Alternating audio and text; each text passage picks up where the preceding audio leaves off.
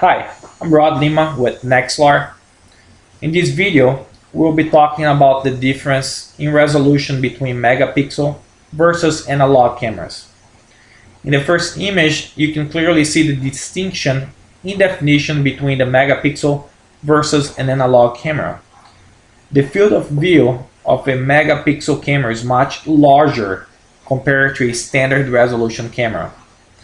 As you can see in the image of a 3.1 megapixel camera, we're able to identify the license plate as well as recognize the individual walking across the street. With analog camera, we would have to decrease the field of view drastically, as demonstrated on the red square, to be able to view the license plate of the same car. Regardless of how many TV lines, analog cameras only have 300,000 pixels, compared with a 3.1 megapixels, which has 3.1 million pixels. Therefore, one 3.1 megapixel camera is equivalent to 10 analog cameras.